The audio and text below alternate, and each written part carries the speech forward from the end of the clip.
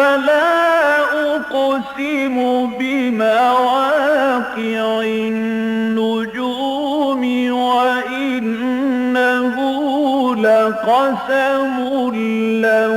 تعلمون عظيم إنه لقرآن كريم في كتاب مكنون لا يمسه إلا المطهرون تنزيل من رب العالمين.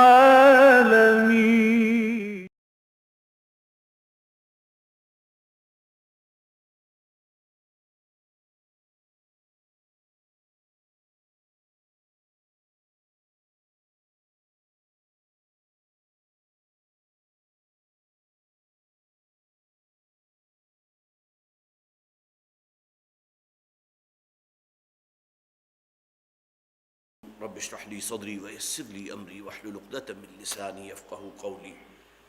اللهم ألهمنا رشدنا واعصمنا من شرور أنفسنا آمین یا رب العالمین۔ سورہ حجر کے سلسلے میں یہ بات عرض کر چکا ہوں کہ یہ مکی صورتوں میں کی ایک صورت ہے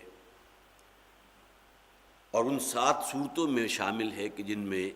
اللہ تعالیٰ نے حضرت آدم علیہ السلام کی تخلیق کا ذکر فرمایا۔ پھر ذہن میں تازہ کر لیجئے، اگرچہ یہ باتیں صرف معلومات کی نوعیت کی ہیں، اس میں زیادہ جو ہے عملی پہلو اس میں نمایاں نہیں ہوتا، لیکن یہ کہ قرآن حکیم کے ضمن میں جتنی بھی معلومات ہمیں حاصل ہو سکے یقیناً ہمارے لیے بڑی مفید اور مبارک ہوں گی۔ کل 7 مقامات پر قرآن حکیم میں قصہ آدم و ابلیس ہے۔ ایک صورت ہے سورہ بقرہ مدنی اور باقی 6 صورتیں مکی ہیں۔ سورہ بقرہ کو نکال دیجئے، بالکل آغاز ہی میں پہلی ہی صورت سورہ فاتحہ، وہ تو قرآن حکیم کے لیے بمنزلہ دیباچہ ہے، اور اس کے بعد سورہ بقرہ۔ پھر سورہ اعراف میں ہم نے تفصیل سے حضرت آدم علیہ السلام کی تخلیق اور پورا واقعہ پڑھا، اور اس کے بعد سورہ حجر ہے کہ جو اب ہمارے زیر مطالعہ ہے۔ پھر اس کے بعد سورہ بنی اسرائیل ہے، سورہ کہف ہے، سورہ طٰہٰ اور سورہ صاد ہے۔ ان باتوں کو ذہن میں رکھنے کی ایک بہت ہی اچھی شکل جو سامنے آتی ہے وہ یہ کہ قرآن حکیم کے بالکل وسط میں 2 صورتیں سورہ بنی اسرائیل، سورہ کہف، دونوں میں واقعہ موجود۔ سورہ بنی اسرائیل سے ایک سورہ چھوڑ کر پیچھے آئیے، سورہ نحل چھوڑے، سورہ حجر میں موجود۔ سورہ کہف کے بعد ایک سورہ چھوڑ دیجئے، اور اس کے بعد سورہ طٰہٰ میں موجود۔ پھر یہاں کوئی 5-6 صورتیں پیچھے، 5-6 پارے پیچھے چلے جائیے تو سورہ حجر میں یہاں موجود ہے، اور سورہ طٰہٰ کے بعد آگے چلے جائیے 6-7 پارے تو سورہ صاد میں موجود ہے۔ تو گویا کہ قرآن حکیم کو اگر مرکزی اعتبار سے ہم اس کی تقسیم کریں تو یہ بات بڑی واضح ہے کہ 6 مقامات تو یہ بن گئے۔ یہ 6 مکی صورتیں یہاں مکمل ہوئی۔ گویا کہ 3 صورتیں وہ جو بالکل نصف سے ادھر ہیں، سورہ بنی اسرائیل ہے، اس کے بعد سورہ حجر ہے، پھر سورہ اعراف ہے، اور 3 صورتیں جو نصف کے بالکل بعد میں ہے، نصف ہی پر گویا کہ وہیں مقام فصل پر سورہ کہف بھی ہے، ایک صورت کے بعد سورہ طٰہٰ ہے، اور اس کے بعد تقریباً 5-6 پارے آگے نکل جائیے تو سورہ صاد ہے۔ اور مدنی صورت پورے قرآن حکیم میں ایک ہے سورہ بقرہ کے، جس میں قصہ آدم و ابلیس بیان ہوا۔ باقی یہ کہ سورہ مبارکہ کے پہلے 2 رکوع جو تھے وہ بہت ہی ایک شاہانہ آغاز کلام تھا، جس کے بہت سے مضامین ہم نے یہاں پڑھے۔ صرف ذہن میں تازہ کر لیجئے کہ اس سورہ مبارکہ کا آغاز جو ہوا تھا وہ بہت ہی یونیک الفاظ ہیں۔ ربما یود الذین کفروا لو کانوا مسلمین۔ ایک وقت آئے گا کہ یہ کافر اس بات کی آرزو اور تمنا کریں گے، اور ظاہر ہے کہ آرزو اور تمنا تو وہ ہوتی ہے جس پر عمل کیا جا سکے، لیکن وہ شے کہ جس پر عمل نہیں کیا جا سکتا وہ پھر بالآخر بہت بڑی حسرت بن جاتی ہے ان لوگوں کے لیے۔ اور یہ وہ دن ہوگا کہ جب کہ جہنم کی آگ کو اپنی نگاہوں کے سامنے دیکھیں گے کہ کاش بھی ہم مسلمانوں میں شامل ہوتے، ہم بھی اسلام لے آتے، ہم نے محمد صلی اللہ علیہ وسلم کی صداقت کی گواہی دی ہوتی تو آج ہمارا انجام یہ نہ ہوتا۔ یہ بڑا یونیک انداز ہے جو صرف اسی سورہ مبارکہ میں موجود ہے۔ اس کے بعد پھر جو ہم نے آیات پڑھی تھی اس میں معجزات کا مطالبہ بھی تھا، اور اس میں بھی ایک خاص انداز اختیار کیا گیا کہ اگر ہم ان پر آسمان کے دروازے کھول دیں، انہیں آسمان کی بلندیوں تک رسائی ہم جو ہے انہیں پہنچا دیں وہاں تک، اس کے باوجود بھی یہ کہیں گے کہ ہماری تو اصل میں نظر بندی کر دی ہے محمد نے صلی اللہ علیہ وسلم، یہ عنبر تو کوئی جادو کر دیا گیا ہے، باقی یہ کہ اس سے آگے جو ہے کسی اللہ کے وجود اور فرشتوں کے وجود اور اللہ کے نبی صلی اللہ علیہ وسلم کو اللہ کا رسول ماننا، اس پر ایمان لانے کو تیار نہیں ہے۔ پھر یہ کہ آیات آفاقی کا بیان ہوا، آسمان اور اس کو جو ہے ستاروں سے جس طرح مزین کیا گیا، برجوں کا ذکر کیا گیا، پھر زمین کو ماں کی گود کی طرح تمہارے لیے جو ہے بچھونا بنا دیا گیا، پھر اللہ تعالیٰ نے اس زمین میں رواسی بوجھ بنائے ہیں، جو زمین کی ایک دوری حرکت ہے کہ جو سورج کے گرد کر رہی ہے، کہ اس کی محوری حرکت ہے،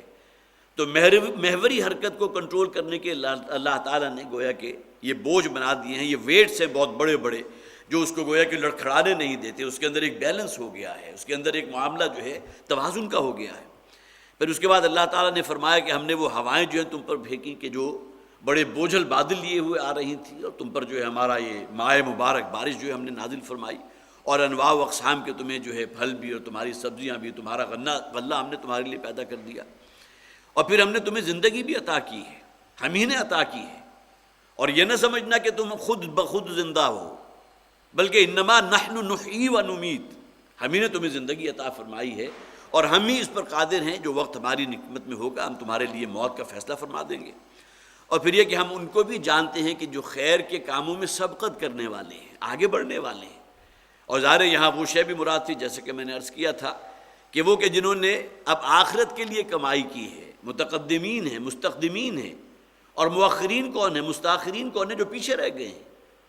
اس زندگی کی دوڑ میں پیچھے رہ جانے والوں کو تو سب جانتے ہیں، جن کا کوئی معاش نہیں ہے، یہاں کوئی ان کے لیے جائیداد نہیں ہے، کوئی شے ان کے پاس مادی چیزیں انہیں حاصل نہیں ہے،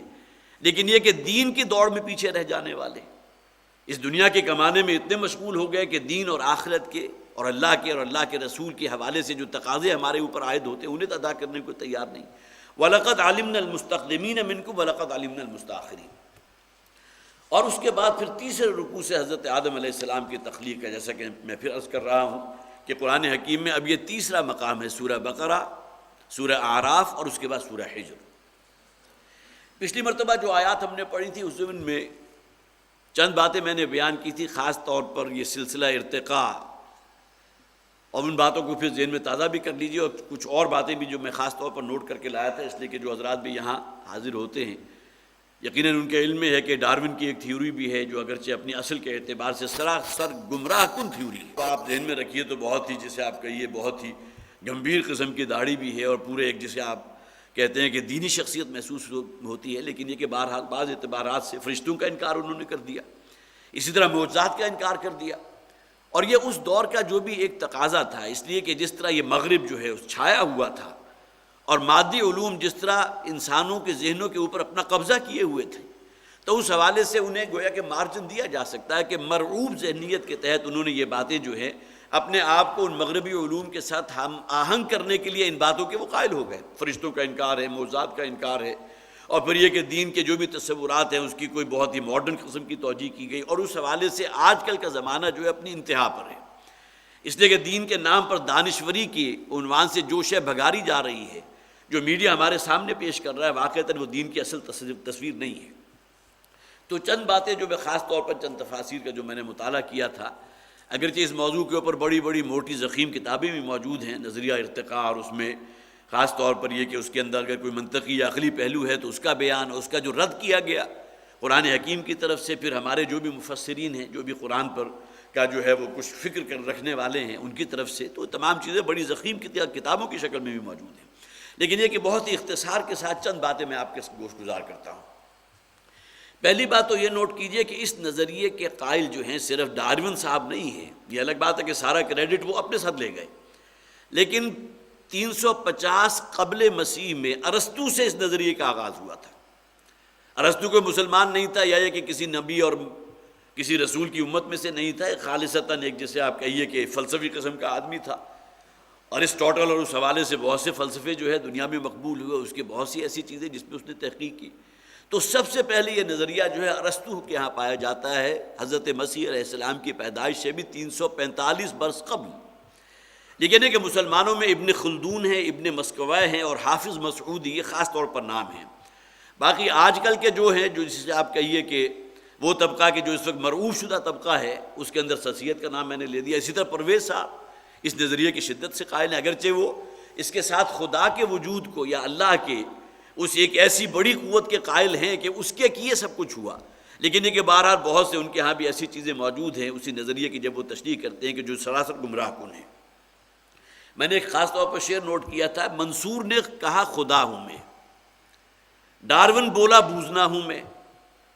منصور ایک شخصیت نکلی ہے، وہ مطلب بازی بعید کی شخصیت ہے، لیکن اس کے بارے میں زیادہ تفصیل اور حالات تو مجھے معلوم نہیں، لیکن یہ بات ہے کہ اس نے اپنے آپ کے بارے میں کہا تھا کہ انا الحق، میں خدا ہوں۔ جب اس نے غور و فکر کیا اور دیکھا کہ کوئی شے جو ہے خدا ہر شے میں حلول کیے ہوئے، تو خدا نے تو میرے اندر بھی حلول کیا ہوا ہے، میں بھی اگر زندہ ہوں، اگر لیونگ اینٹیٹی ہوں، تو میرے اندر بھی خدائی صفات موجود ہیں۔ اس نے انا الحق کا نعرہ لگایا تھا۔ تو منصور نے کہا خدا ہوں میں، ڈارون بولا بوزنا ہوں میں، بوزنا بندر کو کہتے ہیں۔ ڈارون نے اپنی جو بھی جدی پشتی نسل ہے اس کو لے جا کر بالآخر بندر تک پہنچا دیا۔ ایک تفسیر میں یہ بات بھی موجود تھی کہ گویا کہ ڈارون کے نزدیک ہر انسان جو ہے بندر کا چچا زاد بھائی ہے، چچیرا بھائی کہا گیا، اس لیے کہ اگر ان دونوں کے والد جا کر آپس میں مل جاتے ہیں تو اس والد کی اولاد میں سے ایک تو سپیشیز وہ تھی کہ جو بندروں کی شکل میں آج تک چلی آ رہی ہے، اور دوسری سپیشیز وہ تھی کہ جس کا ارتقاء ہوا اور انسان کے نام سے ایک جو ہے شے وجود میں آ گئی،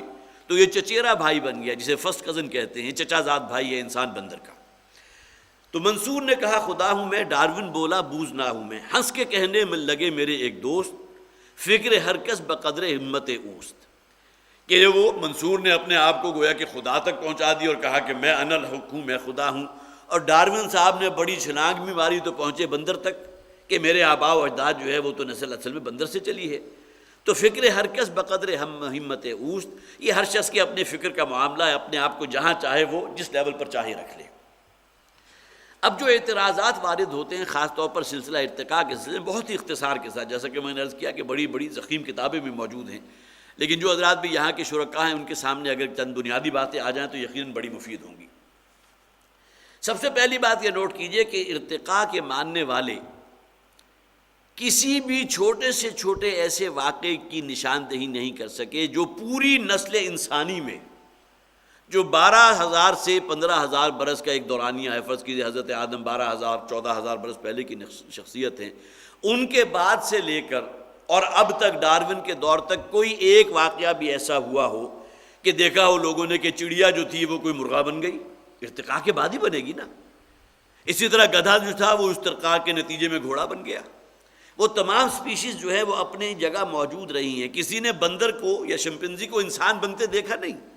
یہ تمام چیزیں جو ہے تھیوری کی نوعیت کی ہیں۔ تو پوری تاریخ انسانی کی یادداشت میں کوئی ایک واقعہ بھی ایسا موجود نہیں کہ جہاں کہیں رپورٹ کیا گیا کوئی ارتقاء کا عمل جو ہے ہمارے دور میں یہ ہوا تھا،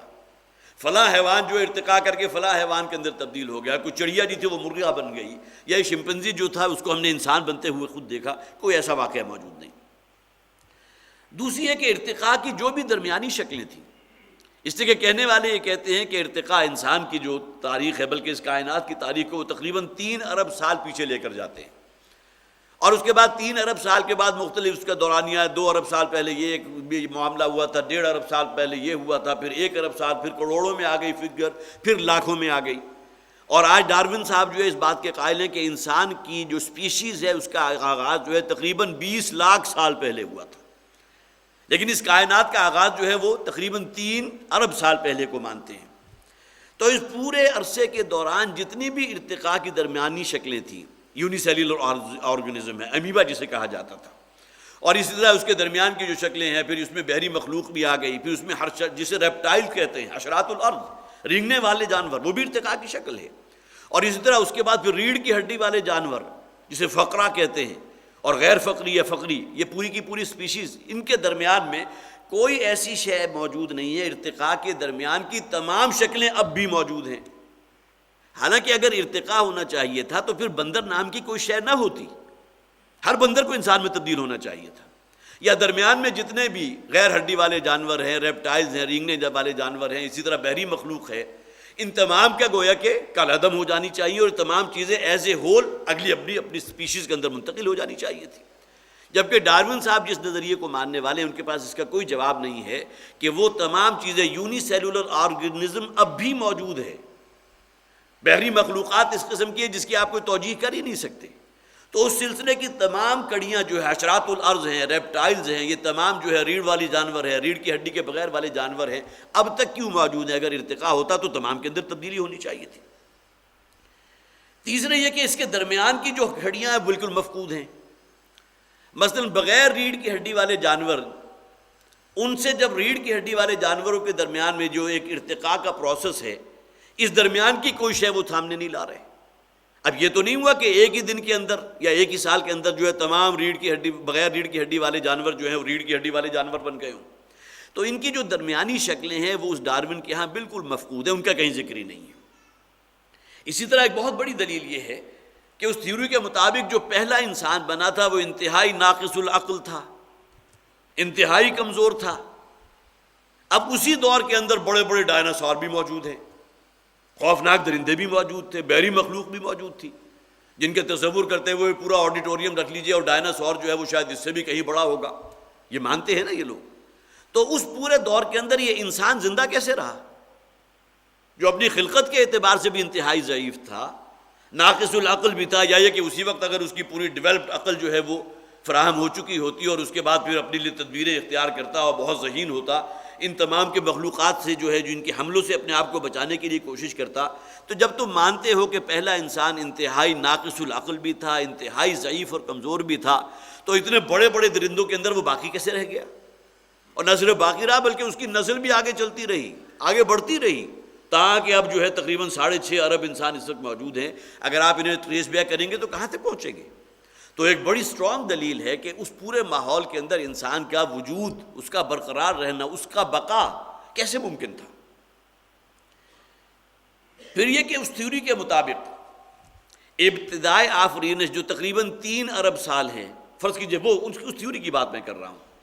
اس سے لے کر وہ خود کہتا ہے کہ 2 ارب سال تک کا عرصہ لگا ہے وہ ایک سیل کے آرگنزم سے لے کر بندر تک کی تخلیق میں، 2 ارب سال۔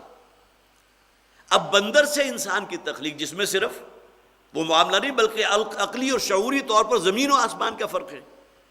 تو اس کے اندر صرف اس کے بقول جو ہے 1 ارب سال لگ گئے۔ وہ بندر تک پہنچنے میں تو اسے 2 ارب سال لگ گئے اس کے مطابق، اور آگے اس کے بعد انسان جو انتہائی ذہین و فطین ہے، جو اس کے اندر فکر کا، غور و فکر کا مادہ ہے، اس تک جو ہے معاملہ بہت جلدی طے ہو گیا، جبکہ اس پوری کائنات کی عمر جو ہے وہ 2.5 ارب یا 3 ارب سے زیادہ نہیں سمجھتا۔ تو یہ بھی گویا کہ اس کے پاس اس کے ہاں تضاد موجود ہے کہ بندر تک پہنچنے میں تو اگر 2 ارب سال لگے ہیں تو بندر سے انسان میں ایک گویا کہ بالکل جسے آپ کہیے کہ نوع کا فرق ہو گیا، ذہانت اور شعوری اعتبار سے اور غور و فکر کے اعتبار سے، ذہانت و فطانت کے اعتبار سے، جس میں معاملہ صرف جو ہے وہ کوانٹٹی کا نہیں ہے، کوالٹی کا فرق پڑ گیا، اور اس میں فرق جو ہے صرف دورانیے کا جو ہے بندر تک 2 ارب سال لگے اور آگے بہت جلد معاملہ یہ ہو گیا۔ تو یہ تمام چیزیں وہ ہیں کہ جو گویا کہ اس حوالے سے اس تھیوری کے خلاف جاتی ہیں۔ اب آئیے اگلے پوائنٹ کی طرف کہ قرآن حکیم میں بہت سے مقامات ایسے ہیں کہ جہاں اس تھیوری کے قائل افراد کو اپنے لیے بڑے دلائل نظر آتے ہیں۔ مثلا یا ایھا الناس انا خلقناکم من نفس واحد یا ایھا الناس اتقوا ربکم الذی خلقکم من نفس واحدہ، یا نفس واحد جو ہے اس کی تعبیر یہ لوگ کرتے ہیں کہ یہ اصل میں وہ ایک شے جو سب سے پہلا ایک سیل والا آرگنزم جو وجود میں آیا تھا، یونی سیلولر ایمیبا، جس کی تقسیم در تقسیم ہوتی رہی۔ وہ شروع میں تو گویا کہ بقائے نسل کے لیے اور کوئی ذریعہ تھا نہیں، ایک سیل جو ہے 2 حصوں میں تقسیم ہو گیا، 2 چیزیں وجود میں آ گئیں، ہر حصہ پھر 2 حصوں میں تقسیم ہو گیا، پھر 4 چیزیں وجود میں آ گئی۔ اس طرح معاملہ جو ہے آگے بڑھا ہے۔ اس زمانے میں کوئی سیکس نہیں تھا، یا یہ کہ اس کے اندر جو ہے توالد و تناسل کا کوئی سلسلہ نہیں تھا۔ تو من نفس واحدۃ سے مراد وہ لے رہے ہیں اصل میں وہ لوگ جو قرآن کو بھی مانتے ہیں کہ یہاں اصل میں وہ ہے ایک شے جس سے گویا کہ انسان کا آغاز ہوا تھا، یونی سیلولر آرگنزم ایمیبا، جبکہ قرآن حکیم جو یہاں بیان کر رہا ہے من نفس واحدۃ سے مراد کیا ہے؟ ایک وہ مادہ جس سے اللہ تعالیٰ نے حضرت آدم کو تخلیق کیا، وَخَلَقَ مِنْهَا زَوْجَهَا، اب ان کی زوج جو ہے وہ بھی اللہ تعالیٰ نے اسی مادے سے حضرت آدم ہی کی پسلی سے، جس میں بہت سی احادیث موجود ہیں۔ تو ایک دلیل تو ان کے پاس یہ کہ من نفس واحدۃ کا جو ہے ترجمہ ہمارے نزدیک وہ اصل میں وہ ہے جبکہ انسان اور حیوانات میں کوئی تمیز نہیں تھی، ایک سیل والا ایک شے جو ہے وجود میں آئی تھی۔ اب یہاں وہ لوگ تو اللہ کے وجود کے قائل نہیں ہیں، وہ تو کہتے ہیں اصل میں یہ تمام چیزیں جو ہے وہ زمانے حالات کا جبر تھا، وہ کروڑوں اربوں سال جو ہے یہ ہوتا رہا، پھر بارش برستی رہی، پھر آتشی کنڈے جو وجود میں آئے تھے وہ ٹھنڈے پڑے، پھر کرسٹ ہوئی ہے، اس کے اوپر پھر مٹی جمی ہے، اس کے اندر سے کہیں حیات کا، لائف کا آغاز ہوا ہے۔ دوسری ہے کہ قرآن میں جو کہا گیا اقرأ بسم ربک الذی خلق خلق الانسان من علق، علق کا ایک ترجمہ عربی زبان میں جونک کا کیا گیا، لیچ جسے کہتے ہیں۔ تو وہ لوگ یہ کہتے ہیں اصل میں یہ دیکھیے یہاں انسان کی پیدائش کے جو مختلف مراحل تھے، تو جب کہ ابھی وہ ریڑھ کی ہڈی والے جانور وجود میں نہیں آئے تھے، تو جونک اصل میں اسی دور کی پیداوار ہے، لہذا قرآن میں ذکر موجود ہے کہ انسان کو ہم نے جونک سے پیدا کیا۔ اب حالانکہ وہ عقل کے اندھوں کو یہ سمجھنا چاہیے کہ علق کے معنی کیا ہے؟ معلق شے، جو لٹکی ہوئی شے ہے، اور شاید جب قرآن نازل ہو رہا تھا اس وقت لوگوں کے علم میں نہیں ہوگا، لیکن اب تو ہماری ایمبریولوجی وہاں تک پہنچ چکی ہے کہ بالکل ابتدائی دن جو ہوتے ہیں اس میں انسان کا جو ایک جنین جو وجود میں آ رہا ہے وہ یوٹرس کے وال کے ساتھ لٹکا ہوا ہوتا ہے، معلق ہوتا ہے۔ لیکن چونکہ علق کو جونک کہا گیا ہے، اور ایک وقت وہ بھی آتا ہے کہ جب کہ انسان کی اس لوتھڑی کی شکل جونک کی شکل کی ہوتی ہے، لیکن جونک سے یہاں ان لوگوں نے یہ جسے لیچ کہتے ہیں، جونک ہے جو بھی لفظ ہے، تو اس سے مراد اصل میں انہوں نے ارتقائی مراحل لیے کہ دیکھیے قرآن بھی کہہ رہا ہے کہ انسان کو جونک سے پیدا کیا، اس کے معنی یہ کہ جونک سے پہلے کے بھی بہت سے مراحل تھے، اور جونک کے بعد بہت سے مراحل ہوئے کہ جس کے بعد پھر وہ ریڑھ کی ہڈی والے جانور وجود میں آئے ہیں، پھر پرندے وجود میں آئے ہیں، پھر بندر وجود میں آیا، بالآخر انسان وجود میں آ گیا۔ تو دوسری دلیل وہ یہ قائم کرتے ہیں۔ اسی طرح تیسرے واللہ انبتکم من الارض نباتا، کہ ہم نے تمہیں پیدا کیا ہے اس زمین سے جیسا کہ کسی شے کو اگایا جاتا ہے۔ اب اگانے کی جو سٹیج ہے جس کے اندر ایک بیج سے لے کر اور مکمل درخت تک کے مختلف مراحل ہیں، تو ہمارے وہ لوگ کہ جو اس نظریے کے ماننے والے ہیں وہ تعبیر یہ کرتے ہیں یہ اصل میں ایولیوشن کے مختلف پروسیسز ہیں جس کا ذکر کیا گیا۔ اسی طرح قرآن حکیم میں فرمایا گیا وَلَقَدْ خَلَقْنَاكُمْ أَطْوَارًا وَقَدْ خَلَقَكُمْ أَطْوَارًا، ہم نے تمہیں بہت سی سٹیجز میں پیدا کیا۔ لیکن یہاں اس بات کو نوٹ کر لیجئے کہ واللہ انبتکم من الارض نباتا، نبات کے معنی جو ہیں صرف اگانے کے لیے یا یہ کہ اس کے مختلف سٹیجز سے گزارنے کے لیے نہیں آتا، بلکہ تخلیق کے لیے بھی آتا ہے۔ اس لیے کہ حضرت مریم سلام علیہا، ان کی والدہ نے جب یہ منت مانگی کی تھی کہ جو بھی میرے ہاں ولادت ہوگی تو میں اسے ہیکل سلیمانی کی خدمت کے لیے وقف کر دوں گی، تو وہاں الفاظ موجود ہے سورہ مریم کے اندر غالب میں، سورہ آل عمران میں فَتَقَبَّلَهَا رَبُّهَا بِقَبُولٍ حَسَنٍ وَأَنبَتَهَا نَبَاتًا حَسَنًا۔ حضرت مریم سلام علیہا کو اگر ترجمہ وہ کریں تو ان کو بھی ہم نے اگایا زمین سے۔ اب حضرت مریم کی تخلیق کے اندر تو اگانے کا کہیں ذکر نہیں، وہاں تخلیق ہے، ہم نے پیدا کی وہ صفات حضرت مریم سلام علیہا میں۔ تو واللہ انبتکم من الارض نباتا سے مراد وہ نہیں ہے کہ انسان کو زمین سے اسی طرح اگایا گیا ہے اور زمین ہی سے گویا کہ اس کی تخلیق اس معنی میں ہوئی ہے کہ پہلے ایک سیل والا آرگنزم آیا، پھر بڑا ہے، پھر تمام جو ہے وہ ارتقاء کے مراحل طے کرتے ہوئے بالآخر انسان تک پہنچا۔ واللہ انبتکم من الارض نباتا، کہ اللہ تعالیٰ نے تمہاری تخلیق کی ہے زمین سے۔ اسی طرح ان اللہ اصطفیٰ آدم و نوحا وآل ابراہیم، یہ بھی دلیل دیتے ہیں ہمارے اس نظریے کے ماننے والے، دیکھیے کوئی مخلوق پہلے سے موجود تھی جس میں سے حضرت آدم علیہ السلام کو تو جو ہے وہ منتخب کر لیا گیا۔ حالانکہ استفاء کے معنی کی یہ یقینی نہیں ہے کہ لازماً ایک سپیشیز پہلے سے موجود تھی جس میں اللہ تعالیٰ نے حضرت آدم علیہ السلام کو سلیکٹ کر لیا رسول اور نبی کے طور پر، بلکہ اللہ تعالیٰ نے پہلا انسان ہی وہ تخلیق فرمایا کہ جو اپنی ذات میں نبی اور رسول تھا اللہ کے حکم سے۔ ان اللہ اصطفیٰ آدم، حضرت آدم کی جب تخلیق ہوگی تو اللہ تعالیٰ نے انہی کو منتخب فرما لیا پہلے نبی اور رسول کے طور پر۔ اس سے یہ دلیل جو ہے کہیں واقع نہیں ہوتی کہ ایک مخلوق پہلے سے موجود تھی۔ وَلَقَدْ خَلَقْنَاكُمْ ثُمَّ صَوَّرْنَاكُمْ ثُمَّ قُلْنَا لِلْمَلَائِكَةِ اسْجُدُوا لِآدَمَ فَسَجَدُوا إِلَّا إِبْلِيسَ، ان تمام مقامات سے کہیں بھی یہ بات یقینی نہیں ہے کہ ایک مخلوق پہلے سے موجود تھی جن میں سے حضرت آدم کو گویا کہ منتخب کر لیا گیا، سلیکٹ کر لیا گیا، چوز کر لیا گیا نبوت اور رسالت کے لیے، بلکہ پہلا ہی شخص جو اللہ تعالیٰ نے تخلیق فرمایا ہے وہ اپنی ذات میں اللہ نے اسے نبی اور رسول بنا کر بھیجا۔ اب قرآن میں جو مختلف مراحل کا ذکر آیا ہے تخلیق آدم میں، تراب کا ذکر بھی ہے، طین کا ذکر بھی ہے، طین لازب کا ذکر بھی ہے، حمأ مسنون کا ذکر بھی ہے، صلصال کالفخار کا ذکر بھی ہے، لیکن یہ بات نوٹ کر لیجئے کہ ان تمام مراحل میں حضرت آدم کی تخلیق اور اس سے پہلے جو یہ مختلف اصطلاحات قرآن حکیم نے استعمال کی ہیں، تراب صرف مٹی کو کہیں گے، طین اس مٹی کو کہیں گے جس میں پانی شامل ہو گیا، گارا بن گیا، طین لازب اب وہ گارا کافی عرصے پڑا رہا اور اس کے اندر چپچپاہٹ پیدا ہو گئی، اسے طین لازب کہتے ہیں۔ پھر حمأ مسنون اس گارے کو کہتے ہیں کہ جو سن گیا ہو، جس میں فرمنٹیشن ہو رہی ہے، جس میں سڑان پیدا ہو گئی، اور جس میں سے بدبو کے بھپکے اٹھ رہے ہیں، وہ حمی مسنون کہا گیا۔ سلسال اس گارے کو کہتے ہیں جو بالکل خشک ہو کر جو ہے اور سورج کی تمازت اور حدت کی وجہ سے وہ ٹھیکری کی طرح پک گیا ہے۔ جس طرح اینٹ کو پکایا جاتا ہے بھٹے میں، اسی طرح اگر کہیں گارا جو ہے زمین کے اوپر اوپن پڑا رہ گیا تو وہ پھر سورج کی حماقت کی وجہ سے جو پھر وہ پک جاتا ہے ٹھیکری کی طرح،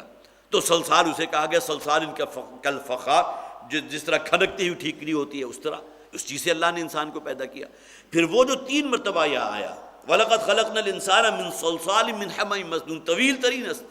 اصطلاح جو ہے کہ ہم نے انسان کو اس سنے ہوئے گارے اور اس کھنکتی ہوئی مٹی سے پیدا کیا کہ جو بالآخر ان تمام تدریج سے پہنچ کر بالآخر وہ ٹھیکری کی طرح کھنکنے لگا۔ من صلصال من حمأ مسنون۔ اب دیکھیے قرآن حکیم جہاں اتنی تفصیل سے ان مراحل کا بیان کر رہا ہے، اگر کہیں معاملہ ایولیوشن کا ہوتا، ارتقاء کا ہوتا، تو درمیان میں نباتات ہیں، پھر حشرات ہیں، پھر ریپٹائلز ہیں، پھر ریڑھ کی ہڈی والے جانور ہیں، ان میں سے کسی کا ذکر کہیں قرآن میں موجود نہیں، پھر کسی حدیث میں موجود نہیں، جبکہ وہ اس سے پہلے کے جو مراحل ہیں اس کو قرآن حکیم نے یقیناً مختلف اصطلاحات میں سامنے رکھا ہے، لیکن اس سے کہیں یہ دلیل نہیں نکلتی کہ وہ نظریہ بالکل اسی طرح پہلے ایک آرگنزم بنا تھا اور اس کے بعد پھر یہ تمام مراحل سے ہوتا ہوا پھر سمندری مخلوق جو ہے وجود میں آ گئی، پھر رینگنے والے جانور بن گئے اور پھر یہ ہو گیا وہ ہو گیا۔ اگر ایسی بات ہوتی تو قرآن نے جہاں اس کے مادہ تخلیق کے لیے 7 اصطلاحات استعمال کی ہیں تو کم سے کم یہ کہ کچھ نہ کچھ ذکر اس کا بھی ہوتا، کوئی نباتات کا، کوئی جمادات کا، کوئی پرندوں کا، کوئی حشرات الارض کا، ریپٹائلز کا، کوئی ذکر موجود نہیں۔ اسی طرح سورہ دہر کی پہلی آیت ہے هل اتى على الانسان حين من الدهر لم يكن شيئا مذكورا، کیا انسان پہ ایسا وقت نہیں آیا تھا کہ جب کہ وہ قابل ذکر شے تھا ہی نہیں۔ ایک ترجمہ تو اس کا وہ بھی کیا جاتا ہے کہ انسان کی تخلیق جس نطفے سے ہوئی ہے اس کا ذکر نہیں کیا جاتا، عام طور قابل ذکر شے نہیں ہے، لیکن اصل ترجمہ اس کا کیا ہے کہ وہ کوئی ایسا وجود تھا ہی نہیں کہ جس کا ذکر کیا جاتا۔ جبکہ اگر کہیں وہ تھیوری صحیح ہوتی یا یہ کہ انسان کی اسی طرح تخلیق، چلیے تھیوری کو مارے گولی ہے، اس کو گولی مارے اس لیے کہ وہ ڈارون کا جو ہے گمراہ کو نظریہ ہے، لیکن جو بھی ارتقاء کے ماننے والے ہیں اگر کہیں ان کا کہیں مارجن اس میں رکھا گیا ہوتا تو بہرحال اس میں لم یکن شیئا مذکورا، اس سے پہلے انسان کی تخلیق میں وہ نباتات، جمادات، پرندوں، حشرات، ریپٹائلز، یہ تمام دور جو آئے ہیں، جو قرآن نے یہ کیوں کہہ دیا کہ ایک وقت وہ تھا کہ انسان تھا ہی نہیں اور پھر دفعتاً انسان جو ہے اللہ تعالیٰ نے پیدا فرما دیا، جیسا کہ یہاں بھی آگے وَلَقَدْ خَلَقْنَا الْإِنسَانَ مِنْ صَلْصَالٍ مِنْ حَمَإٍ مَسْنُونٍ۔ حضرت آدم سے تخلیق سے پہلے کے وہ 7 جو ہیں مختلف اصطلاحات کا ذکر تو قرآن میں بڑی تفصیل سے موجود ہے، لیکن آگے کی جو ایولیوشن ہے اس کا کہیں کوئی ذکر موجود نہیں۔ اسی طرح ایک حدیث کے الفاظ ہیں خَلَقْتَهُ بِيَدَيَّ۔ اب یدئی کے لفظ کیا ہے؟ اللہ تعالیٰ فرماتے ہیں کہ میں نے آدم کو پیدا کیا ہے اپنے دونوں ہاتھوں سے، خَلَقْتَهُ بِيَدَيَّ، بلکہ قرآن کے الفاظ ہیں۔ یہاں یہ لوگ کیا کہتے ہیں، میں نے آدم کو 2 قوتوں سے پیدا کیا، معاذ اللہ ثم معاذ اللہ، کیا اللہ تعالیٰ کی ذات جو ہے وہ بھی مجبور تھی کہ 2 قوتوں کا سہارا لے کر آدم کو پیدا کرتی؟ اللہ تعالیٰ تو ایک قوت واحد ہے، ان اللہ ذو القوۃ المتین، وہ تو ایک قوت واحدہ ہے، یہ 2 قوتوں کا ترجمہ تم نے کہاں سے کر دیا؟ خلقتہ بیدی، اس میں اس کے سوا اور کوئی تعویل نہیں ہو سکتی کہ اللہ تعالیٰ فرماتے ہیں کہ آدم کی تخلیق میں نے خود اپنے دونوں ہاتھوں سے کی۔ اگرچہ یہاں جو حضرات بھی ڈاکٹر صاحب کو سنتے رہے رحمہ اللہ، ان کے علم میں ہو گیا کہ ڈاکٹر صاحب کے اس کی ایک تعبیر یہ بھی کیا کرتے تھے کہ حضرت آدم کی جو تخلیق ہوئی ہے بیدئی سے مراد اس کا ایک حیوانی وجود ہے اور ایک اس کا ملکوتی عنصر ہے، اس کے اندر ایک روحانی وجود بھی موجود ہے۔ تو یہاں گویا کہ اللہ تعالیٰ نے انسان کو ان 2 وجودوں سے نوازا ہے، اللہ نے خود پیدا کیا انسان کو، وَنَفَخْتُ فِيهِ مِن رُوحِي، جیسا کہ اسی درس کے اندر وہ الفاظ آگے موجود ہیں کہ آدم کا جب وہ جو جسمانی ہیولہ ہے جب وہ اللہ تعالیٰ نے مکمل کر دیا اور اپنی روح میں سے اس میں سے پھونکا، پھر اس کے بعد فرشتوں کو حکم دیا گیا اس کے سامنے سجدہ ریز ہونے پر۔ تو خلقتہ بیدیہ سے مراد یہ 2 قوتیں نہیں ہیں کہ اللہ تعالیٰ مجبور تھے کہ جب تک 2 قوتوں کا سہارا اسے حاصل نہ ہوتا آدم تخلیق نہیں پا سکتا تھا، بلکہ یدئی سے مراد یہ کہ اللہ تعالیٰ نے اپنے دونوں ہاتھوں سے، یا کہ انسان کے جو 2 وجود ہیں اس کی طرف اشارہ ہے۔ اسی طرح ان مثل عیسیٰ عند اللہ کمثل آدم، یہ بڑا واقعہ ہے، نجران کا ایک وفد آیا تھا سن 9 ہجری میں حضور کے پاس، اور آ کر بڑا مجادلہ کیا، بہت بات ہوئی، اور اسی میں بالآخر وہ مباہلے کی نوبت بھی آئی تھی۔ قل تعالوا، جبکہ کہا گیا تھا کہ بلا لو تم اپنے ابناءکم ہم اپنے بیٹوں کو بلاتے ہیں، تم اپنے بیٹوں کو بلا لو، اپنی بیویوں اپنی اولاد کے ساتھ کھلے میدان میں آ جاؤ، اور پھر ہم دونوں ہاتھ اٹھا کر اللہ سے دعا کریں گے کہ ہم میں سے جو سچا ہے اسے تو کامیاب فرما، اور جو جھوٹا ہے فلعنۃ اللہ علی الکاذبین، جھوٹے پر تیری لعنت مسلط ہو۔ وہ جو بھی ایک وفد آیا تھا نجران سے، تقریباً 70-72 عیسائی موجود تھے، اور ان کے بڑے بڑے علماء تھے، ان کے قسیسین اور رہبان میں سے تھے، اور آ کر حضور سے جو ہے بحث و مباحثہ کرنے کے لیے آئے تھے۔ جب اس میں بالکل ناکام ہو گئے، ان لوگوں کے پاس دلیل کیا تھی؟ وہ یہ کہتے تھے کہ ہم بھی مانتے ہیں کہ حضرت عیسیٰ علیہ السلام کا باپ کوئی نہیں تھا۔ ٹھیک ہے، تم بھی مانتے ہو باپ نہیں تھا، تو اب بتاؤ کہ باپ تھا کون باپ؟ تو لہٰذا اس بنیاد پر وہ اللہ کو حضرت عیسیٰ علیہ السلام کا باپ مانتے تھے۔ حضرت عیسیٰ اللہ کے بیٹے ہیں، معاذ اللہ ثم معاذ اللہ، اور ان کے پاس دلیل جو بھی تھی، بہرحال اس کی تو جیسا کہ میں اس سے پہلے بھی بارہا عرض کر چکا ہوں، یہ تسلیس کے لیے یہ بات نہ انسان کی عقل میں آتی ہے نہ سمجھ میں آتی ہے۔ 3 میں کا 1 اور 1 میں 3، پھر اللہ ان کا بیٹا، پھر حضرت مریم، اور ان کے درمیان کیا توازن ہے، ان کے درمیان کیا اعتدال ہے، کون زیادہ اونچا ہے کون زیادہ نیچا، یہ تعویل جو ہے کوئی انسان آج تک کر ہی نہیں سکا۔ لیکن یہ کہ بارہ یہ جو فرمایا گیا ان مثل عیسیٰ عند اللہ کمثل آدم، حضرت عیسیٰ علیہ السلام کو تو تم مانتے ہو کہ وہ بغیر باپ کے تھے، عیسائی بھی مانتے ہیں، لیکن حضرت آدم علیہ السلام کے بارے میں تم ماننے کو تیار نہیں ہو۔ وہاں تم چلے جاتے ہو ارتقاء کی طرف کہ اللہ تعالیٰ تو گویا کہ حضرت آدم کو اپنے ایک کن فیکون کے عمل کا جو آپ کا اللہ کا جو کلمہ ہے اس کے نتیجے میں شاید پیدا نہیں کر سکتا تھا، بلکہ یہ کہ اس اصل میں اس پورے ایولیوشن کے معاملے میں آدم جو ہے وہ بالآخر وجود میں آیا۔ تو جو اللہ تعالیٰ جو حضرت عیسیٰ علیہ السلام کو بن باپ کے پیدا کر سکتا ہے تو حضرت آدم کی تخلیق نہیں کر سکتا؟ اللہ تعالیٰ کو جو ہے وہ تو قطعاً کسی ایولیوشن کی کوئی حاجت نہیں ہے۔ تو ان مثل عیسیٰ عند اللہ کمثل آدم، اب یہ تمام مختلف دلائل تھے کہ جو میں نے اس کے حق میں جو آیات ہیں قرآن حکیم میں 4 یا 5 مقامات، ان کا بھی ذکر آپ کے سامنے کر دیا، اور پھر یہ کہ جو اس نظریے کے اندر جو فاسد چیزیں ہیں، جو باطل چیز ہے، جو ہماری عقل اور فہم، ہمارا منطق اور ہمارا استدلال جو ہے جو جس کا ساتھ نہیں دے سکتے، ان تمام چیزوں کا بھی ذکر کر دیا، تاکہ یہ کہ یہ معاملہ جب بھی کبھی زیر بحث آئے تو کم سے کم یہ بنیادی باتیں جو ہے آپ حضرات کے علم میں رہیں۔ وَلَقَدْ خَلَقْنَا الْإِنسَانَ مِنْ صَلْصَالٍ مِنْ حَمَإٍ مَسْنُونٍ، ہم نے انسان کو پیدا کیا ایسے گارے سے، اس سڑاند والی مٹی سے کہ جو خشک ہو کر کھنکنے لگی۔ وَالْجَانَّ خَلَقْنَاهُ مِنْ قَبْلُ مِنْ نَارِ السَّمُومِ، اور جنات کو ہم نے اس سے پیدا کیا تھا آگ کی لپٹ سے۔ وَإِذْ قَالَ رَبُّكَ لِلْمَلَائِكَةِ إِنِّي خَالِقٌ بَشَرًا مِنْ صَلْصَالٍ مِنْ حَمَإٍ مَسْنُونٍ، اس ایک رکوع کے اندر 3 مرتبہ یہ بہت طویل اصطلاح آئی، صلصال من حمإ مسنون۔ اور جب کہ کہا آپ کے رب نے فرشتوں سے انی خالقٌ، یہ آیات چونکہ ہم پڑھ چکے تھے، یہ چند باتیں تو میں نے ایڈیشنل آپ کے سامنے رکھی، لہٰذا صرف ترجمہ کر رہا ہوں۔ وَإِذْ قَالَ رَبُّكَ لِلْمَلَائِكَةِ إِنِّي خَالِقٌ بَشَرًا مِنْ صَلْصَالٍ مِنْ حَمَإٍ مَسْنُونٍ، جب کہ کہا آپ کے رب نے فرشتوں سے کہ میں بنا رہا ہوں ایک بشر، ایک انسان،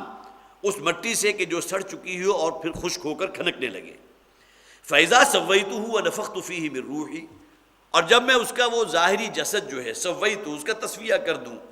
اس کے اعضاء جو ہے بہت ہی توازن و اعتدال کے ساتھ وہ پوری ظاہری تخلیق جو ہے اس کو مکمل کر دوں، وَنَفَخْتُ فِيهِ مِنْ رُوحِي، اور اس میں پھونک دوں اپنی روح میں سے، فَقَعُوا لَهُ سَاجِدِينَ، تو اس کے سامنے سجدہ ریز ہو جانا، گر پڑنا اس کے سامنے سجدے میں۔ فَسَجَدَ الْمَلَائِكَةُ كُلُّهُمْ أَجْمَعُونَ، تو تمام فرشتے اس کے سامنے سجدہ ریز ہو گئے، حضرت آدم علیہ السلام کے سامنے۔ مسجود ملائک اسی لیے کہا گیا نا، لیکن یہاں خاص طور پر نوٹ کیجئے کہ وہ جو خاکی وجود حضرت آدم کا تھا وہ مسجود ملائک بئی معنی نہیں تھا کہ صرف اسی کی بنیاد پر اللہ تعالیٰ نے سجدہ کرایا ہو، حالانکہ عقل اس میں بھی ہوگی، منطق اس میں بھی ہوگا، وہ تمام جسے آپ کہیے روح کے علاوہ پورا جو ایک جسمانی وجود ہے وہ پورا کا پورا مکمل تھا، لیکن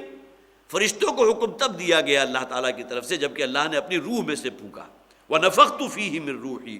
اب یہ آدمی زیادہ جو ہے اب یہ 2 چیزوں کا معجون اور مرکب بن گیا، ایک اس کا حیوانی وجود ہے اور دوسرا ایک اس کا روحانی وجود ہے۔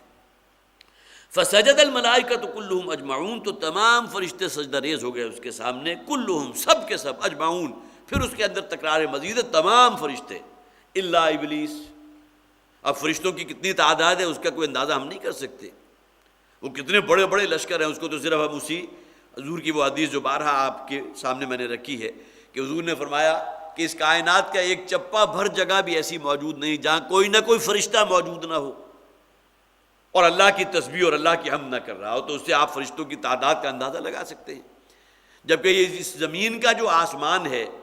اس کی بلندی کتنی ہے اور اس کا جو ہماری یہ کائنات ہے اس کی وسعت کتنی ہے، بلینز آف لائٹ ایئرز جو ہے وہ وجود میں آ چکے ہیں، لیکن یہ کہ ہم ابھی تک کسی ایک کونے یا کسی ایک اینڈ تک کی رسائی ہم حاصل نہیں کر سکے۔ تو اسی کو آپ جو ہے ملٹیپلائی کر دیجئے، جو حضور نے فرمایا کہ چپا بھر جگہ بھی ایسی موجود نہیں جہاں کوئی نہ کوئی فرشتہ موجود نہ ہو، اللہ کی حمد و ثنا نہ کر رہا ہو۔ تو کلہم اجمعون، تمام فرشتوں نے، سب کے سب نے، بغیر کسی ایکسیپشن کے کسی نے، الا ابلیس، سوائے ابلیس لعین کے۔ اب یہاں تو اس بات کو واضح نہیں کیا گیا، جیسا کہ میں نے عرض کیا تھا کہ سورہ کہف میں واضح فرما دیا گیا الا ابلیس کان من الجن ففسق عن امر ربہ، اس لیے کہ فرشتوں کا وجود جو ہے وہ تو اصل میں نوری الاصل ہے، نور اصل میں ان کے لیے، جسے آپ کہیے جس طرح جنات کا وجود جو ہے وہ آگ کی وجہ سے ہوا، انسان جو ہے مٹی سے پیدا کیا گیا، فرشتوں کو اللہ تعالیٰ نے نور سے پیدا کیا ہے، اور ان کے اندر معصیت کا مادہ موجود نہیں ہے،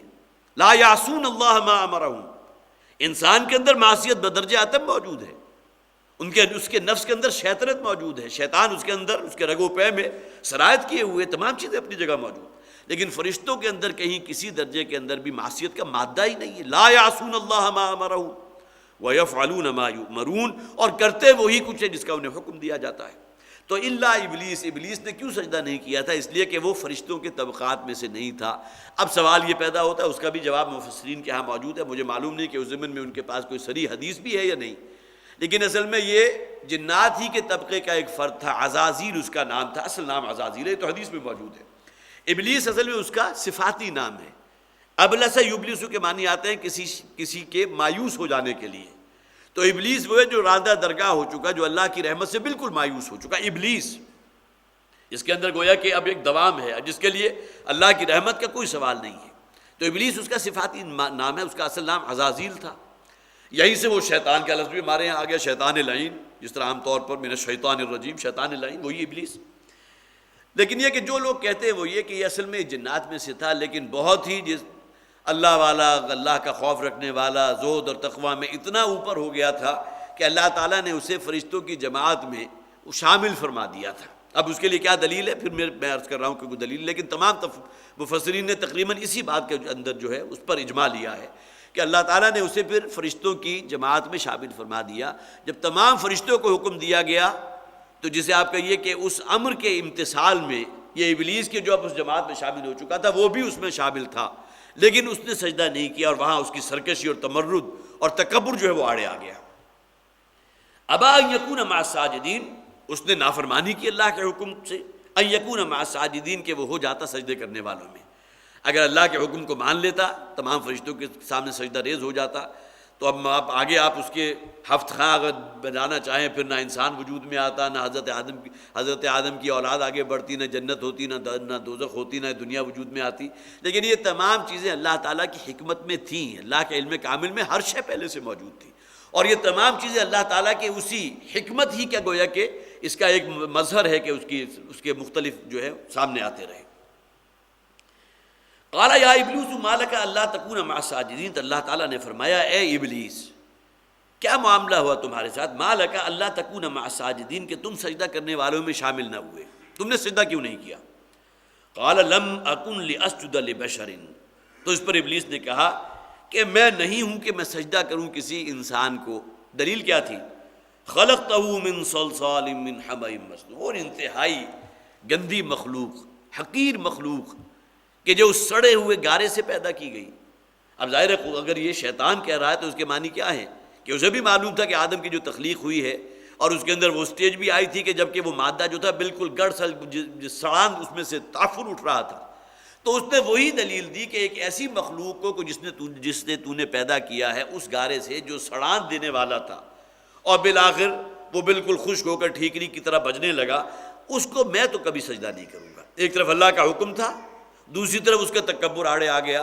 اس لیے کہ یہاں تو موجود نہیں، لیکن آگے ایک اور جگہ فرمایا گیا کہ اس انسان کو تو نے سڑے ہوئے گارے سے پیدا کیا، مجھے نے آگ کی لپٹ سے پیدا کیا، آگ تو بہت افضل ہے، بہت اعلیٰ ہے، بڑا لطیف وجود ہے، میری تخلیق اس سے ہوئی ہے، اب میں اس کے سامنے سجدہ نہیں کروں گا۔ قال لم اکن لاسجد لبشر، تو اس پر ابلیس نے کہا کہ میں نہیں کروں گا سجدہ اس پر انسان کو، اس بشر کو، خلقتہ من صلصال من حمأ مسنون، اس لیے کہ اسے تو نے پیدا کیا ہے سڑے ہوئے گارے سے جو خشک ہو کر کھنکنے لگا۔ اصل شے کیا تھی؟ وہ تو اللہ کا حکم تھا، اگر حکم کے سامنے سر تسلیم خم کر دو تو کامیابی ہے، لیکن اگر کہیں تمہارا تکبر، غرور اور گھمنڈ آڑے آ گیا، یہی وجہ ہے کہ جو لوگ بھی اللہ کی عبادت سے سرکشی اختیار کرتے ہیں، اپنے آپ کو اللہ کی اطاعت اور فرمان برداری میں دینے کے لیے تیار نہیں ہے، قرآن انہیں مستکبرین کہتا ہے، وہ لوگ کہ جو اللہ کی عبادت کرتے ہیں، جو تو اپنے آپ کو گویا کہ اللہ کے سامنے بچھا دینے والے ہیں، ان میں تو استکبار نہیں ہے، کوئی گھمنڈ نہیں ہے،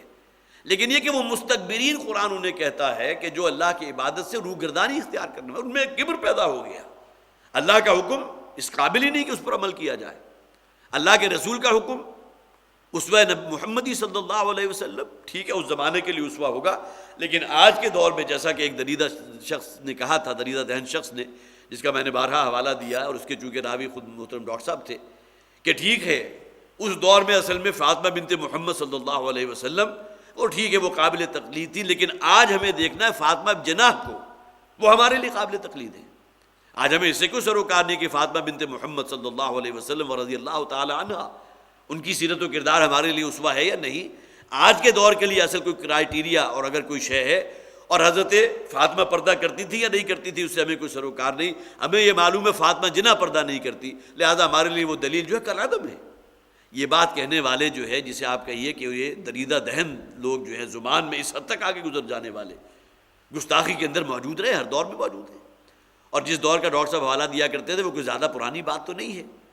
جب کہ یہ چل رہی تھی فاطمہ جناح کی اور ایوب خان کا جو ہے وہ ایک باقاعدہ مارکا ہوا تھا، میرے تو بالکل بچپنے کا زمانہ ہی، غالباً سن 62-63 کا ذکر ہوگا، 63-64 کا ذکر ہوگا۔ تو اس وقت کا واقعہ تھا جو ڈاکٹر صاحب سنایا کرتے تھے کہ ایک شخص نے کہا تھا کہ ہمارے لیے دلیل فاطمہ بنت محمد نہیں ہے صلی اللہ علیہ وسلم، ہمارے لیے دلیل فاطمہ جناح ہے، معاذ اللہ ثم معاذ اللہ۔ تو ایسی باتیں کہنے والے لوگ بھی موجود ہیں۔ تو اصل شے کیا ہے؟ وہ استکبار ہے، اپنا آپ اور اپنا جسے کہیے کہ اپنی خودی، اس کے بارے میں انسان کہے کہ اس سے سامنے کوئی شے جو ہے، کوئی شے اس کی رکاوٹ نہیں بن سکتی، یہ استکبار ہے۔ قال فاخرج منها فانك رجیم، تو اللہ تعالیٰ نے فرمایا اگر یہی معاملہ ہے اور تمہارا تکبر اور استکبار اس درجے کا ہے کہ میرا حکم ماننے کو تیار نہیں ہو، پھر نوٹ کر لیجئے اصل امتحان کیا تھا جو میرے اور آپ کے لیے آج بھی امتحان ہے۔ ایک طرف اللہ کا حکم ہے، اللہ کے دین کا تقاضا ہے، قرآن کا حکم ہے، اللہ کے رسول کا فرمان ہے، دوسری طرف وقت کا چلن ہے، زمانے کے رسم و رواج ہیں، یا اپنی من مانی خواہش ہے۔ اب ان دونوں چیزوں میں سے ایک کو آپ کو چوز کرنا ہے۔ اگر تو اس کو چوز کر لیا تو اس کے معنی کیا ہوئے کہ آپ نے اللہ کی عبادت سے استکبار کیا ہے، اللہ کی بندگی میں اپنے آپ کو دینے کو تیار نہیں ہیں ہم، بلکہ اپنے نفس کی خواہش کے سامنے جو ہے وہ ہاتھ جوڑے کھڑے ہیں۔ تو قال فاخرج منها فانك رجیم، یہ تو اصل معاملہ تو امتحان کا تھا۔ اگر تم حکم مان لیتے تو معاملہ دوسرا تھا، لیکن تم نے سرکشی کی، نافرمانی کی، اور تکبر کی بنیاد پر کی کہ میں اعلیٰ مخلوق ہوں، میں عمدہ ہوں، میں اعلیٰ نسل سے ہوں، میرا مادہ تخلیق بڑا لطیف ہے، آگ سے تو نے مجھے پیدا کیا ہے، اس آدم کو تو نے سڑے ہوئے سڑاند والے گاڑے سے پیدا کیا، میں اس کو سجدہ نہیں کروں گا۔ فاخرج منها، نکل جاؤ یہاں سے، فانک رجیم، اب تم پر جو ہے رجم اصل میں کہتے ہیں پتھر مار کر کسی کو ہلاک کر دینا۔ لیکن یہی شیاطین ہے کہ جن کا ذکر ہم پڑھ چکے ہیں اس سے پہلے، کہ یہ جاتے ہیں اوپر اور جا کر جو اللہ تعالیٰ کے احکامات میں سے کوئی جو ہے وہ کوئی سرقہ کرنے کی کوشش کرتے ہیں، کوئی خبریں جو ہیں زمین میں جو ان کے یہاں موجود ہیں گرو، ان تک پہنچانے کی کوشش کرتے ہیں تاکہ اپنا جو کاروبار ہے اس کو اور مزید جو ہے پختہ کریں۔ تو ان کے پیچھے اللہ تعالیٰ پھر جو ہے شہاب ثاقب ان کے پیچھے لگا دیتا ہے، وہ آسمانی میزائل پھیر کے جاتے ہیں۔ تو ان شیاطین کی قسمت میں ہی یہ ہے کہ اوپر جا کر جہاں کو رسائی حاصل کرنے کی کوشش کرتے ہیں تو ان کے اوپر پتھر ڈال دیے جاتے ہیں۔ فَإِنَّكَ رَجِيمٌ، اب تم پر اللہ کی مار ہوگی، تمہارے پیچھے جو ہے یہ آتشی، یہ میزائل جو اللہ کا تعاقب کرتے رہیں گے تمہارے پیچھے۔ وَإِنَّ عَلَيْكَ اللَّعْنَةَ إِلَىٰ يَوْمِ الدِّينِ، اور ساتھ ہی اضافی طور پر یہ بھی اللہ تعالیٰ نے فرما دیا کہ اب یہ جو تم نے ایک تکبر اور استکبار کی بنیاد پر جو نافرمانی کی ہے، اب تمہارے لیے قیامت تک کے لیے تمہارے اوپر پھٹکار اور لعنت مسلط کر دی گئی۔ وَإِنَّ عَلَيْكَ اللَّعْنَةَ إِلَىٰ يَوْمِ الدِّينِ، یہاں بھی اس بات کو نوٹ کر لیجئے، سوال پیدا ہوتا ہے کہ حضرت آدم نے بھی تو نافرمانی کی تھی نا، فرشتوں کو حکم دیا گیا کہ سجدہ کرو حضرت آدم کو، ابلیس نے نہیں کیا استکبار کی بنیاد پر، لیکن اس کے اندر وہ ایک جسے آپ کہیے کہ وہ تکبر پیدا ہو گیا، اور وہ پھر پرسسٹنٹ تھا۔ حضرت آدم سے بھی خطا ہوئی، یہاں نافرمانی کا اگرچہ قرآن نے کہا فعصى آدم ربہ فغوا، عصیان کسے کہتے ہیں؟ نافرمانی کو۔ آدم نے اپنے رب کی نافرمانی کی تھی، اپنے رب کا حکم توڑا تھا، فغوا، اور بہک گیا تھا۔ یہ قصور اور یہ جرم تو حضرت آدم کا بھی تھا، لیکن یہ کہ کیا فرق تھا؟ ابلیسیت کسے کہیں گے کہ اس تکبر کی بنیاد پر اب اس کے اندر ایک مستقل معاملہ پیدا ہو گیا۔ یہ نہیں حضرت آدم کی طرح کہ فوراً شرمندگی ہوئی ہے، فوراً احساس ہوا کہ میں نے بہت غلط کام کیا، اللہ نے تو روکا تھا اس درخت کے قریب نہ جانا، لا تقربا هذه الشجرہ، لیکن یہ کہ میں نے وہ اللہ کے حکم کی نافرمانی کی. اور فتلقى آدم ربہ فغوا، اور جیسا کہ فتلقى آدم ربہ، اللہ تعالیٰ نے حضرت آدم علیہ السلام کو جو ہے وہ کلمات جو ہے وہ تلقین فرما دیے، ربنا ظلمنا انفسنا وان لم تغفر لنا وترحمنا لنکونن من الخاسرین. تو یہ بہرحال اللہ حضرت آدم کے اندر جو ندامت اور جو شرمندگی پیدا ہوئی تھی اس کا ظہور تھا، لیکن اس استکبار کی بنیاد پر اس کے اندر جو ایک وہ حسد پیدا ہو گیا، گھمنڈ پیدا ہو گیا، غرور پیدا ہو گیا، لہذا فرمایا گیا اب تمہارے اوپر جو ہے لعنت مسلط کر دی گئی ہے یوم الدین، آخری وقت تک کے لیے، قیامت تک کے لیے. قال ربی فانظرنی الی یوم یبعثون. اس پر ابلیس نے کہا کہ اے پروردگار، دیکھیں ربی، یہاں اس نے اپنے اللہ کو جو ہے اپنا رب ہی قرار دیا، اے پروردگار، اے میرے رب. فانظرنی الی یوم یبعثون، اپنے اس استکبار کے اندر کہیں کوئی کمی واقع نہیں ہوئی، بلکہ اس کے اندر مزید اذعان پیدا ہو گیا کہ میں تو اعلیٰ مخلوق ہوں اور اس گھٹیا مخلوق کو میں ذلیل کروں گا، اسے اپنے پیچھے لگاؤں گا. اور اللہ تعالیٰ کا جو مطالبہ انسان سے ہے کہ وہ میری بندگی اختیار کرے، ان میں سے معدود چند لوگوں کے سوا ان تمام کو میں اپنا اعلیٰ کار بنا لوں گا، اپنے پیچھے لگا لوں گا. رب فانظرنی الی یوم یبعثون، اے پروردگار ذرا مجھے مہلت دے دے اس دن تک کے لیے جس دن تو ان تمام کو دوبارہ زندہ کرے گا. ان تمام سے مراد میں خود بھی ہوں، ابلیس پر بھی تو ایک موت آئے گی نا، وہ قیامت والی موت جو ہر کل شیء ہالک الا وجہہ. اس دن تو ظاہر ہے کہ سوائے اللہ تعالیٰ کے روح انور کے، یا ایک حدیث کے مطابق حملۃ العرش، وہ فرشتے جو اللہ کے عرش کو تھامے ہوئے ہیں، ان کے اوپر وہ موت نہیں آئے گی. باقی تو تمام فرشتے بھی، تمام انسان، ہر شے جو ہے وہ ہلاک ہو جائیں گے. اس وقت یہ بھی ہلاک ہو جائے گا، لیکن اس دن تک کے لیے اس نے مہلت مانگ لی. قال فإنک من المنظرین، اللہ تعالیٰ نے فرمایا ٹھیک ہے، منظرین، منظر کسے کہیں گے؟ جسے مہلت دے دی گئی ہو. ٹھیک ہے، اللہ تعالیٰ نے فرمایا تمہیں مہلت ہے الی یوم الوقت المعلوم، لیکن یہ مہلت ہے اس وقت معلوم تک کے لیے. اور پھر تمہارے اوپر بھی وہ موت طاری ہوگی، تم بھی ہلاک ہوگے، اور بالآخر جو ہے تمہیں جہنم کا، اور تمہارے جو بھی اعلیٰ کار بنے ہوں گے انسانوں میں سے، جو تمہاری اتباع کرنے والے ہوں گے، بالآخر جو ہے ان تمام کو جہنم میں جھونک دیا جائے گا. الی یوم الوقت المعلوم، اس وقت معین تک کے لیے. قال رب بما اغویتنی. اب یہ دیکھیے اس نے پورا الزام جو ہے اللہ تعالیٰ کے اوپر جو ہے نسبت اللہ کی طرف کر دی، اور اس پر اس شیطان نے کہا رب بما اغویتنی، اے پروردگار جو تو نے آج مجھے گمراہ کر دیا. جس طرح آج بھی ہے نا، قرآن حکیم میں بہت سے مقامات پر ہے مشرکین کی طرف سے یہ بات کہی گئی کہ اللہ تعالیٰ نے اگر ہمارے بارے میں ہدایت کا فیصلہ کیا ہوتا تو ہمیں ہدایت دے دی گئی ہوتی. اب اگر ہم اب آج راہ یاب نہیں ہیں تو اس کے معنی کیا ہے کہ اللہ تعالیٰ نے ہمیں ہدایت نہ دینے کا فیصلہ کیا ہے. اسی طرح ان کے پاس وہ بھی دلیل تھی، جب انہیں کہا جاتا تھا کہ اپنا روپیہ پیسہ خرچ کرو، یہ بھوکے لوگ ہیں، مفلس ہیں، ان کو کھلاؤ پلاؤ، تو کہتے تھے کہ اگر اللہ تعالیٰ کھلانا پلانا چاہتا تو اللہ تعالیٰ کے پاس تو قوتیں موجود ہیں، وہ خود انہیں کھلا پلا دیتا، تو ہم سے کیوں تقاضا کر رہے ہو. اسی طرح اللہ تعالیٰ کو اگر ہمارے لیے ہدایت مطلوب ہوتی تو ہمیں راہ یاب کر دیتا. اگر ہم راہ یاب نہیں ہیں تو اس کے معنی کیا ہے کہ اللہ تعالیٰ خود نہیں چاہتا کہ ہمیں ہدایت ملے، معاذ اللہ. جسے آپ کہیے کہ وہ ایک جب بنیادی اینٹ جو ہے بنیاد کی وہ اگر صحیح نہ ہو تو آگے پھر پوری کی پوری دیوار جو وہ ٹیڑھی ہو جاتی ہے. رب بما اغویتنی، اس لیے کہ تیری قدرت کے بغیر تو کوئی شے نہیں ہو سکتی. میں نے آج جو تکبر کیا ہے تو یہ بھی گویا کہ اس کی نسبت بھی اللہ کی طرف کر دی کہ یہ تو نے اصل میں میرے لیے وہ حالات پیدا کر دیے کہ میں آج اس مقام پر کھڑا ہوں. مجھے تو نے اغوا کیا ہے، تیری ہی منشا یہ تھی، تو ہی یہ چاہتا تھا. حالانکہ اصل سرکشی اور تکبر تو اس کا تھا. جس طرح آج بھی انتہائی فاسق و فاجر شخص اگر اپنے تمام گناہوں کے بوجھ کو اللہ کی طرف منسوب کر دے کہ اللہ کو میں یہ منظور تھا، اللہ یہ چاہتا تھا مجھ سے. حالانکہ قرآن حکیم کا اگر آپ مطالعہ کریں، احادیث آپ کے سامنے ہوں، تو ایک ہے معاملہ کہ جسے آپ جبر کا کہتے ہیں کہ انسان جو زندگی بسر کر رہا ہے کسی جبر کے تحت نہیں کر رہا. وہ انسان کو اللہ تعالیٰ نے آزادانہ اختیار دیا ہے. انسان خود پہلے اس کجی کے رستے کو اختیار کرتا ہے تو پھر اللہ تعالیٰ اس کے لیے اس رستے کو کھول دیتا ہے. یہ نہیں کہ اللہ تعالیٰ کسی کو زبردستی گمراہ کر دیتا ہے. فلما زاغوا ازاغ اللہ قلوبہم، جب وہ خود ٹیڑھے ہو گئے. یہاں یہ تو نہیں فرمایا کہ اللہ نے پہلے انہیں ٹیڑھا کیا، وہ خود ٹیڑھے ہوئے. ازاغ اللہ قلوبہم، اللہ تعالیٰ نے ان کے دلوں کو بھی ٹیڑھا کر دیا. واما من بخل واستغنى، جو شخص خود بخل اختیار کرتا ہے، اس میں اللہ کی طرف کہاں سے نسبت آ گئی کہ اللہ تعالیٰ نے اسے مجبور کیا کہ بخل اختیار کرو. واما من بخل واستغنى وكذب بالحسنى، اپنے آپ کو مستغنی سمجھتا ہے کہ کوئی پکڑ نہیں ہے، جسے ڈھٹائی کا معاملہ کہتے ہیں، اور پھر ہر صحیح شے جو اس تک پہنچی اس کی تکذیب کرنے والا ہے. فَسَنُيَسِّرُهُ لِلْعُسْرَىٰ، تو اللہ تعالیٰ یہ فرماتے ہیں کہ ہم اس کے لیے اس بدی کے رستے کو کھول دیتے ہیں۔ اس کے معنی یہ نہیں کہ اللہ تعالیٰ نے زبردستی اسے بدی کے رستے پر جاری کر دیا، لیکن یہاں شیطان نے اپنے اس اغوا کی نسبت بھی اللہ کی طرف کر دی۔ قال رب بما اغویتنی، اے پروردگار تو نے مجھے اغوا کیا ہے، تو نے میرے اندر یہ سرکشی پیدا کی، تو نے میرے اندر یہ تکبر پیدا کیا۔ لَأُزَيِّنَنَّ لَهُمْ فِي الْأَرْضِ، اب اس کا بدلہ میں کیسے لوں گا؟ میں اس مخلوق خدا جو آدم کی نسل میں اب آنے والے انسان ہیں، ان کے لیے اس زمین کو بڑا مزین کر دوں گا، جو زمینی خواہشات ہیں ان کے اندر بڑی لذت پیدا کر دوں گا، ان کے اندر بڑی چمک دمک، بڑی رعنائی پیدا کر دوں گا، بڑی چکا چوند ہوگی، گناہ کرتے ہوئے انسان کو لذت محسوس ہوگی۔ یہ چیز جو ہے اس کا اختیار اللہ تعالیٰ نے اس کو دے دیا۔ لَأُزَيِّنَنَّ لَهُمْ فِي الْأَرْضِ،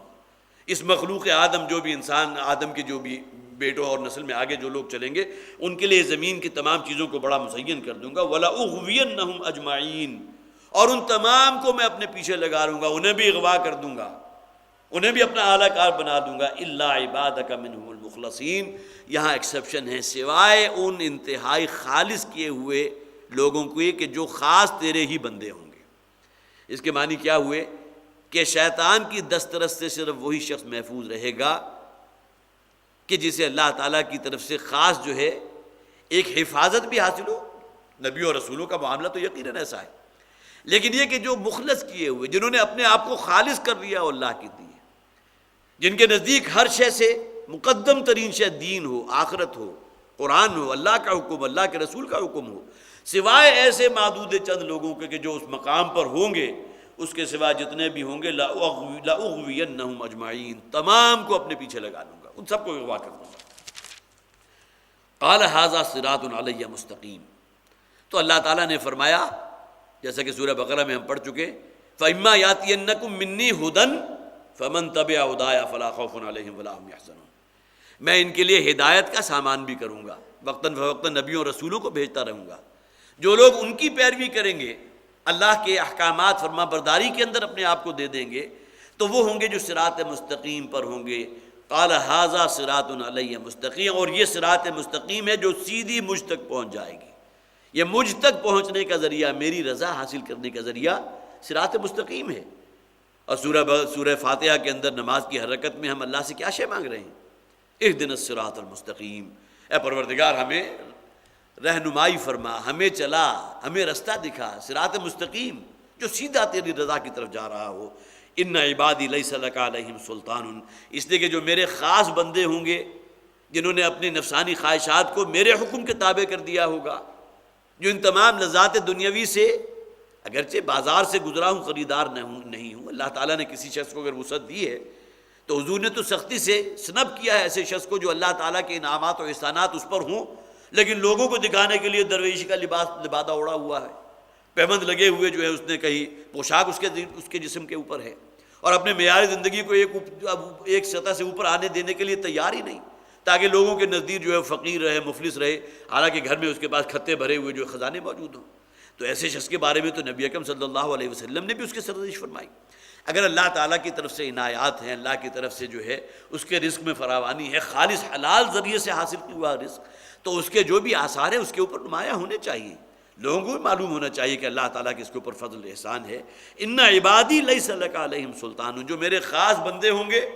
تو شیطان سے کہہ دیا گیا، اس ابلیس لعین سے، کہ ان کے اوپر تیرا کوئی زور نہیں چل سکے گا، خواہ ان کے سامنے سے، ان کے دائیں طرف سے، ان کے سامنے، ان کے پیچھے سے، کس طرح ان کے لیے جو ہے کسی طرح انہیں جو ہے ڈگمگانے کی کوشش کرو گے، لیکن یہ کہ جو میرے خاص بندے ہوں گے، ان عبادی، بڑا پیارا انداز ہے، میرے خاص بندے، میرے اپنے بندے،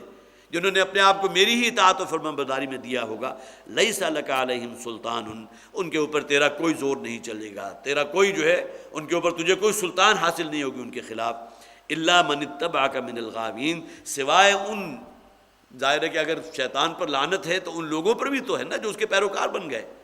جو اس کے آراء کار بن گئے، سوائے ان کے جنہوں نے تیری اتباع کیا اور وہ بہکے ہوئوں میں سے ہو گئے۔ وَإِنَّ جَهَنَّمَ لَمَوْعِدُهُمْ أَجْمَعِينَ، اور جہنم ہے کہ جن کا وعدہ کیا گیا ان سب کے لیے، خواہ وہ جنات میں سے ہوں، خواہ انسانوں میں سے ہوں، لیکن جو بھی اس ابلیس کے دیے ہوئے رستے، سورہ کہف کے بارے میں آپ نے پڑھا ہوگا نا کہ یہ فتنہ دجال سے بچانے کے لیے ایک بہت ہی تیر بہدف نسخہ ہے،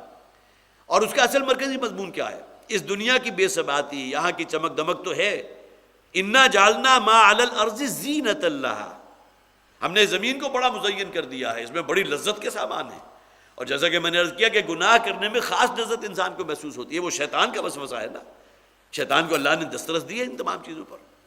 تو انا جعلنا ما علی الارض زینۃ لہا، زمین پر جو کچھ بھی اللہ تعالیٰ نے اسے بڑا خوبصورت، بڑا رہنائی ہے، اس میں بڑا مزین ہے، چمک دمک ہے، زیب و زینت ہے.